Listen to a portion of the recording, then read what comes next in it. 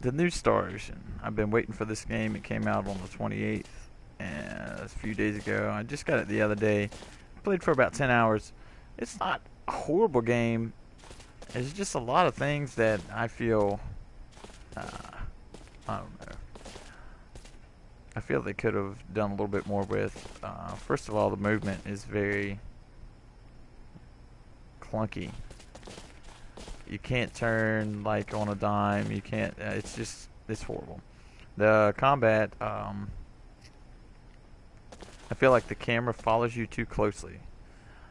One thing for people who just get in the game and everything. Don't rely on your healer to heal you. Pay attention if they're not healing you like they should be.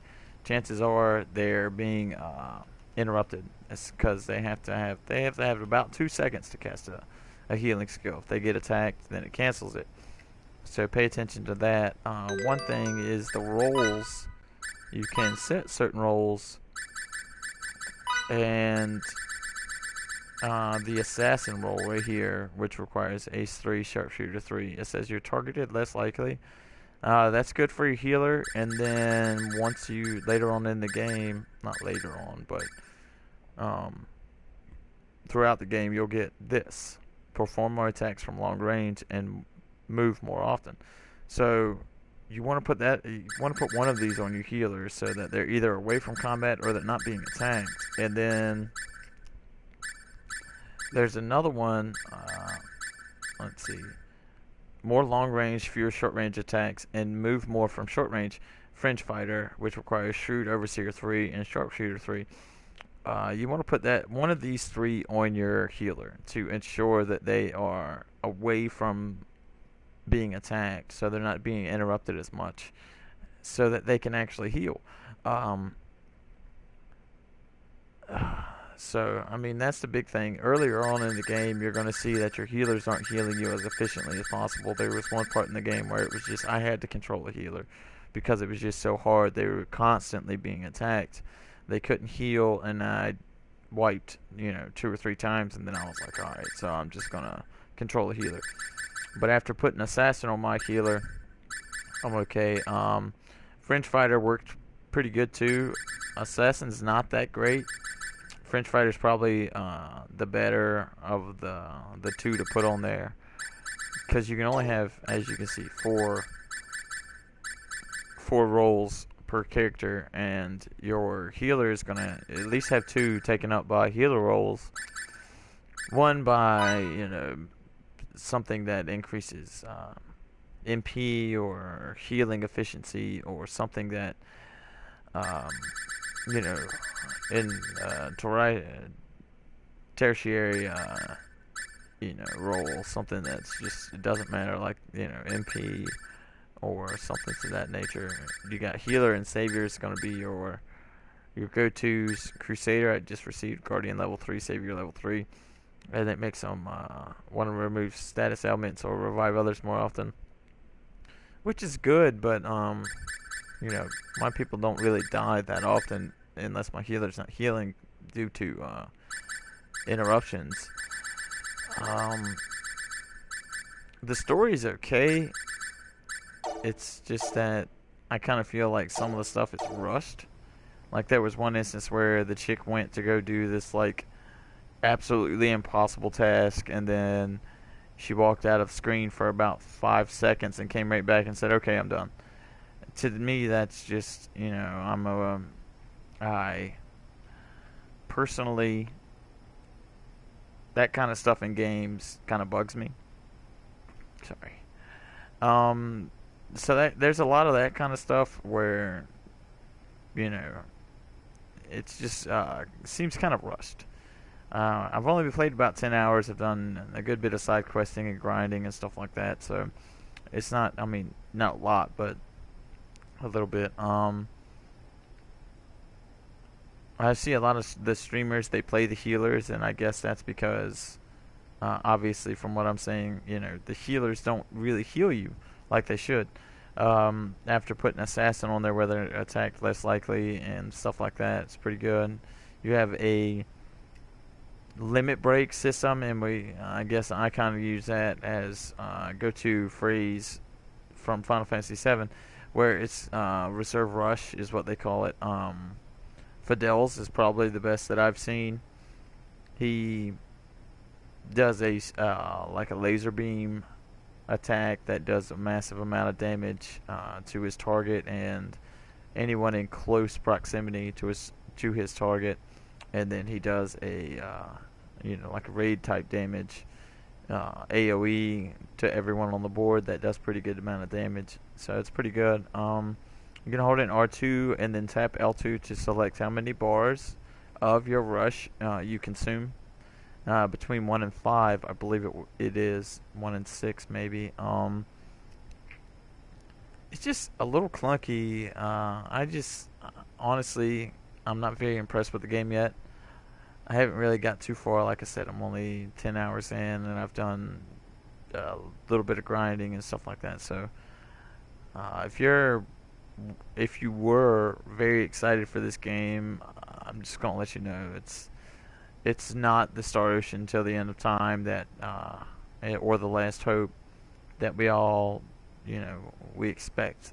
I haven't seen that yet. It's like I said, and there's a lot of times where it's they've tried to implement a system where the story is kind of like active time battle system where you can walk around as your character while the story's going on, but you're bound by this red circle, so you walk a lot. When somebody is talking to you, your character can only walk, and they might be 2 or 3 rooms away from you.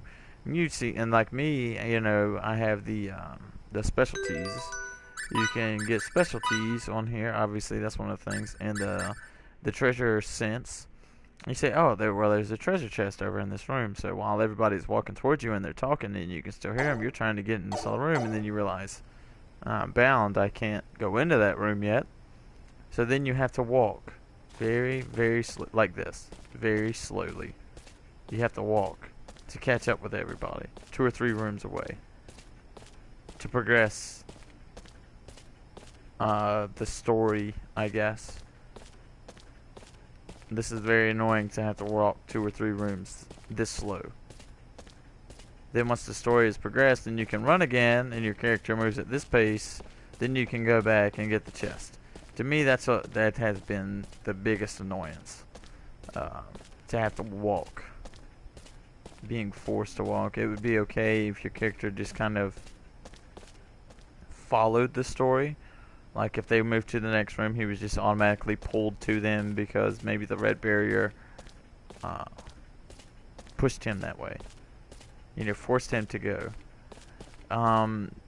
Having 7 characters on your team is pretty great. But I just feel like it would be okay. It would be much better if you could have 21 possible characters or something like that. 15 possible characters. But it's the same 7 characters. So your full team is always going to be the same. That's, the 7 characters at once, that's pretty cool. But not having any options as to who you can take is a little... It's kind of like, well, what are you doing here? Just give me my whole team or give me nobody. Give me some kind of, options here. But... it's only 7 characters, and it's the same 7 characters, and you get them pretty early on in the game. Like I said, I've only been playing 10 hours, and you get the last 2 fairly early on. 4 or 5 hours was my game time when I got them, and like I said, I do not a lot of grinding, but a decent amount of grinding and things like this. But I haven't seen it, not yet. I'm not very far into the game yet from what I've seen other people are, the day oneers and stuff like this. Excuse me. But I just feel like the game is a little lackluster. I was very stoked for this game. There's only 3 games that I've been stoked for this year, and that's the Star Ocean, Final Fantasy 15, and Final Fantasy 7's remake. So for this game to have so many flaws, it kind of annoys me. It kind of makes me feel like this isn't the Star Ocean we're used to. This character, Fidel, the main protagonist, his name is Fidel. and he greatly resembles characters from previous Star Oceans. Sidekick is still a thing, and I mean, they play on it. The story is very similar to the End of Time, if I'm not mistaken. The Last Hope. It could have been The Last Hope. I've played them both, but it's been years, so I can't remember exactly. But the story is very similar. So it's like their writers are bored or something. The story is very, very similar to the previous one so far. You got the UP3 and everything like that, and I don't know. It just doesn't seem like it's the Star Ocean I wanted. I expected a lot of things from this Star Ocean, and it hasn't lived up to what my expectations were. Till the End of Time and Last Hope, they were both very, very fun to play. The combat system was a lot smoother. This combat system is actually a little clunky, so I don't know. It just seems kind of dulled down for a PlayStation 4 Star Ocean. I would have think they would have improved on a lot of things, which they've added the specialty system. Um, you get all these like passives and stuff like that, and you can actually use certain skills like this one you can use, and it just gives you little tips and stuff like that. Some of the other things like the lookout and the treasure hunter, they mark stuff on your mini map. And then you get harvesting, and there's fishing and mining and stuff like that. But in crafting, it just seems very lackluster in comparison to the other ones. Last Hope and Till the End of Time were very fun to play. The combat system was very fluid and very energetic. And with this one, it's just not there. Unfortunately, I don't think this game's going to live up to its predecessors. So, but again, I've only had 10 hours in, and there's a lot of people who are still playing it, and they're hours and hours and hours ahead of me, and they're still playing it. So hopefully it builds up somewhat and it gets a little bit more interesting. But for the time being, I just don't feel like this game was probably worth the money I spent on it. I feel like I should have bought Technomancer, which is a new game that just came out too, and it was a toss-up between this one and that one, which I haven't. I don't keep up with very many games, but that one seemed decent. I don't know. This one, it's kind of a letdown for Star Ocean. I've been really, really amped about this game for quite some time, and just to play it's very clunky. It seems like it was rushed. A lot of the things in the game,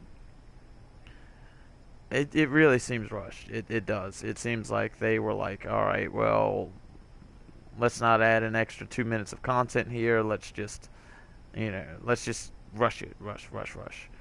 And a couple, a minute or two of content extra in certain areas to make you wait for someone to go do something that obviously would take a minute or two, and then to be off screen for 2 or 3 seconds and be like, all right, well, I did this impossible task in 2 or 3 seconds that, we just knew we were all going to die and explode, and, the game was going to be over because I wasn't going to be able to handle it, but I took care of it in 2 or 3 seconds. That kind of stuff. It just takes a good bit away from the experience of the game. It takes away, for me anyway. I'm an RPG player. I love console games, but stuff like that is just silly. A lot of stuff that annoys me is when you're walking around, people will walk through you. There should be some simplified AI directional, pathing, so that they don't walk through you. When somebody walks completely through you, that to me is like, that's rushed. You couldn't put in the extra, time to make sure they didn't walk through each other, or there was some kind of collision between characters, especially your team. When one person walks across the room and he walks directly through you, I would even handle for his path being the dominant path and pushing you out of his way as he walked by. I would handle that a lot better than the guy actually walking through me. So I don't know. The game feels rushed, and it's the movement's clunky. The camera is clunky. I don't know. I feel like this at this point in the game is not a good Star Ocean. Star Ocean's one of my favorite games from PlayStation 2. So I don't know. Hopefully it gets better, but at this point in the game, I feel like again it's very clunky, it's very rushed, and the only thing that keeps me going is how easy the money is to get. It's not a nuisance to buy, your standard healing items or your next set of gear from NPCs. I haven't got into crafting to know how that goes, but and then the skill points to get the roles leveled up and to learn new roles. That's not very hard to get, so that's okay. But it just feels very rushed, clunky, and lazy at times. Unfortunately, that's how it is. So hopefully it gets better as I go along. But that's my first impression from 10 hours. I think is my gameplay. I don't know if it says. Let's see. The last save I just saved right before this, so it was 9.5 hours. Okay, so 9.5 hours is the last save I just saved, and then started this video. So 9.5 hours in, I still feel like the game's lazy, rushed, and clunky, and that's unfortunate. It's still fun to play, but it's nowhere near the other two Star Oceans that I've played. So hopefully it'll get better.